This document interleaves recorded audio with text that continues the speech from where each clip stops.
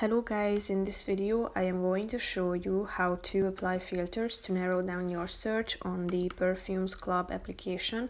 But first I just want to mention, don't forget to subscribe to my channel because at 10,000 subscribers I am going to show you my whole YouTube revenue statistics and growth strategy, how to make money online. So let's jump into it. First of all, open the application on your phone.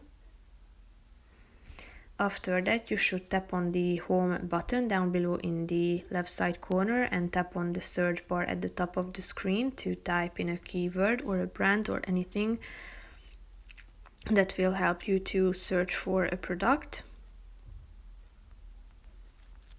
And after that, you should tap on the filters button at the top. You can sort it by the bestseller products, lowest, highest priced, brand A to Z, and so on. Then you can set the gender, the brand, category, and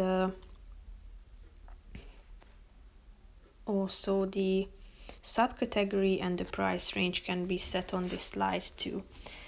After that, you are going to find the available products here. So that's pretty much it for this video, guys. See you in the next one. Bye bye.